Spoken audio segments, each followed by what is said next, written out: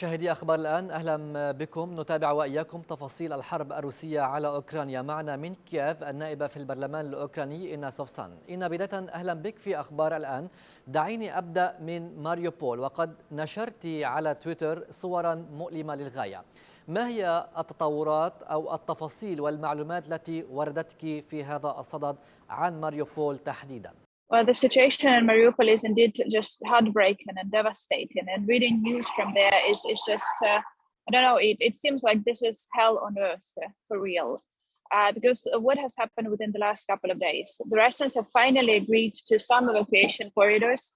And we did manage to evacuate a little bit more than 100 people from Azovstal plant. And that is the last port post where Ukrainians are still in there. But after that, after the first evacuation route was opened and then people left, they have actually opened fire on the plant. And from what we were hearing from the defenders of the Mariupol who are still in there, they're saying that they have been basically shelling the city with everything they have. And it actually got worse after this evacuation corridor than it was before. So it seems like those corridors were opened for show. And after that, they kept on firing at people over there. And it's just as dangerous as it were, or even more dangerous than it was before. So it's devastating, and they're not allowing for anyone more to leave. And that's just heartbreaking. إن تتواجدين في العاصمة الأوكرانية كييف، نحن نرى وكأن الحركة شبه طبيعية أو طبيعية. هل يمكن أن تصفين لنا المشهد في العاصمة لديك؟ Yeah, I'm in Kyiv city center right now. You can see people walking on the streets. It's nice and sunny. And it almost feels like before the war, except that we are still getting air raid alerts pretty often. The last one was last night. And then the result of that air raid alert, we did get some explosions in the city, but then also in other parts of the country. Kyiv is getting back to life, but you also have to realize that about half of the people who left returned, but many people are still not back in the city because it is still believed to be very dangerous because of the missiles attacks that we are having. But other than that, the city is trying to get back to life, trying to get back to normal to an extent that it is possible.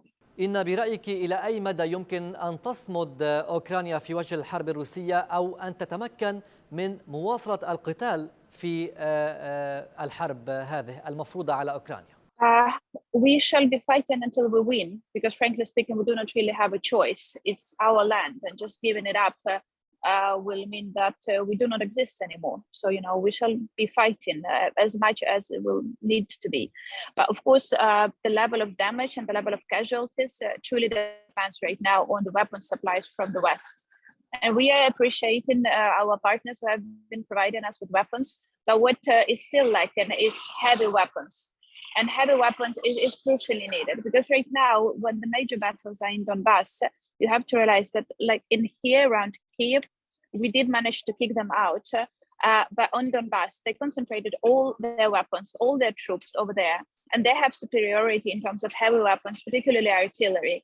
And we do not have the means to fight back. We do not have the means to destroy their artillery. That is why we keep on asking for heavy weapons, because I believe we have proven to the world that we are ready to fight, that we have an army that can fight, that knows how to fight. But no matter how courageous our soldiers are, they cannot defeat Russian artillery, but sheer will. They need artillery in order to do that. That is why we keep on asking for heavy weapons, and that truly is the issue that will decide this war at the end.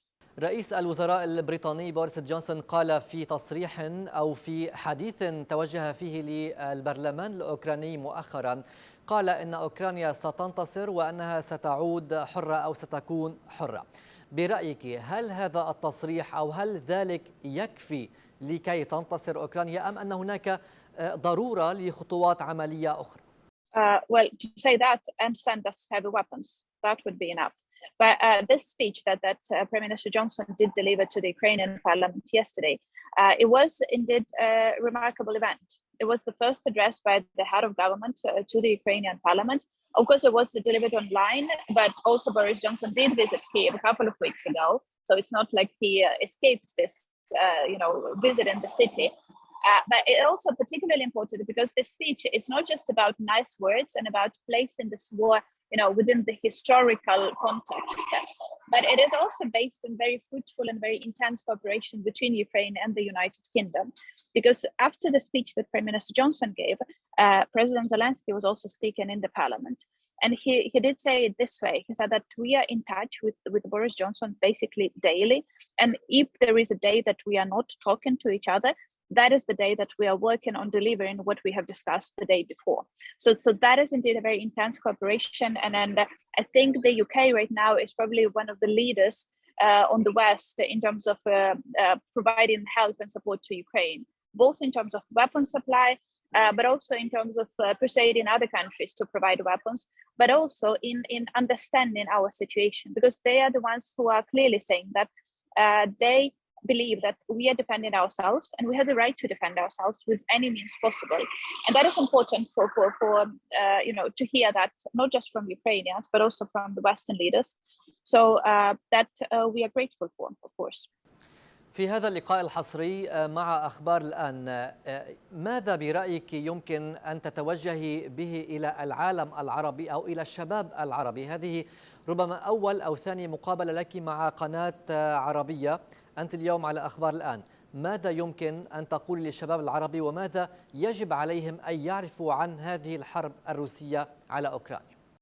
Well, I think there is lots of propaganda, Russian propaganda, particularly in the Arab world. And I think they have been working on that for years, something that Ukraine, of course, was not doing. And I think there is lots of misreading the context by the Arab states.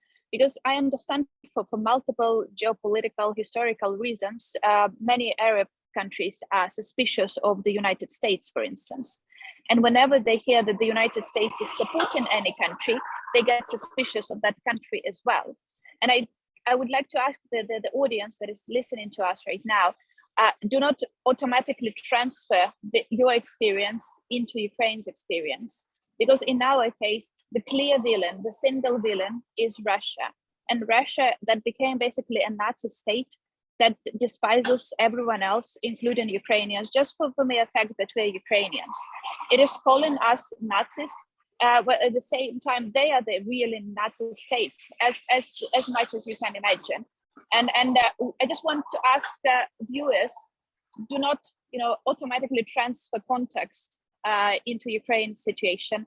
And trust me, we are the ones who are suffering from a terrible aggression right now that is being committed by Russians, that is using all means possible, that is using dirty propaganda machines against Ukraine, both in Europe, but also all over the world. And just asking you not to trust them, because what they're doing is just terrible. They're killing Ukrainian children, they're raping Ukrainian women, and that is not something that you can forgive. And I just want you to feel empathy for what we are going through, and understand that despite how strong Russian propaganda is, I believe that every single person on earth will agree with me when I'm saying that it's just wrong to kill people. It's just wrong to kill children. It's wrong to rape women for any geopolitical reasons. Just asking you to support Ukraine. That's important right now.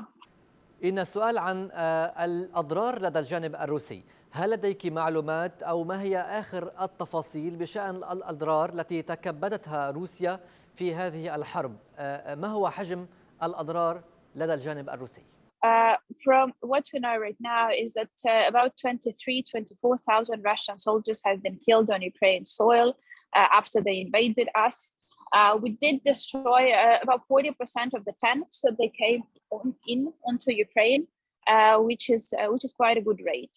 But of course, they keep on using the tanks that they have, but also particularly the artillery that they have to continue destroying Ukrainian cities.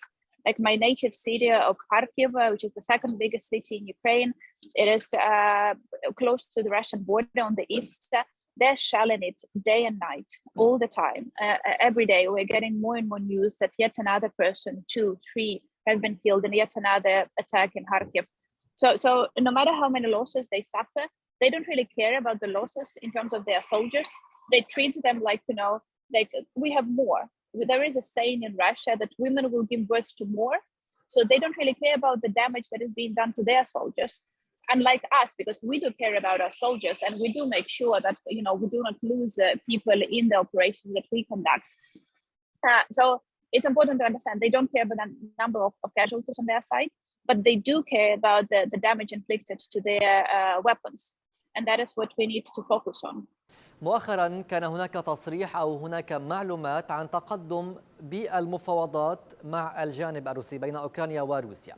برأيك هل هناك اليوم مساحة لوقف إطلاق النار في أوكرانيا أم أن الحل سيكون مختلفا؟ Well, frankly speaking, for the last 2 weeks, there have not been any progress in negotiations. And truth be told, I was not a great believer that negotiations at all can deliver any results, because you have to realize with what they were doing in Bucha, with what they were doing in Irpin, which what they have done to Mariupol, it's clear that they're not interested in any negotiated peace. They're interested in just destroying as much of my country as possible. And that is why no matter what, we will engage in negotiations, but the best result we got from that was basically just some agreements and some humanitarian corridors to allow people to evacuate. Half of those corridors have actually failed because Russians opened fire against the buses with children and women on them. But that was the biggest result we got. And truth be told, I do not really believe that we can get anything more. And I think the world is starting to realize that, unfortunately, and I'm saying that with a very heavy heart, that the solution to this war will have to come militarily and not through negotiations. Because negotiations are first of all, how do you negotiate with people who have been raping your children, not just women, but actually your children? Second of all, in order to negotiate, you need to trust the person you negotiate with, and trust that this person will do as promised, as we have agreed upon. And I don't think there is a single person on earth that would say that we can trust what Putin promises to do. But third, also, what Russians are asking of us in terms of negotiations, giving up part of our territory, why do we have to agree to that? Particularly given that we know what they're doing to people in the territories that they occupy. We know about the human rights abuses in the territories that they have been under Russian control for the last 8 years. So giving up on our people and on our land is just wrong, and I don't think a single country would agree to that. So again, saying that with a very heavy heart, my boyfriend is in the army, and I worry about him constantly all the time. But even no matter how much I want him to come back and to get back to our lives as it was before February 24th, I understand that we'll have to win first. بما أنك ذكرت صديقك سأعود إليه لاحقا في السؤال التالي، ولكن دعيني أسألك عن والدك. والدك قرر أن يذهب إلى الجبهة وأن يكون مع الجيش الأوكراني للدفاع عن أوكرانيا. هل وضعتنا في تفاصيل هذه القصة؟ يعني كيف قرر والدك الذهاب والالتحاق بالجيش الأوكراني على الجبهات وهو مسن، ربما لا يتمكن من السير بشكل جيد؟ Actually, my dad was helping the army around Kiev, but the territories around Kiev are now free of Russians. So my dad now is busy renovating the house because the windows of my parents' home have been all broken. So I actually saw my dad yesterday, and it was very emotional. But he's now busy trying to fix the home that he and my mom have been building for the last 8 years since they moved to that house. So it is heartbreaking what we're dealing with, what we're going through right now.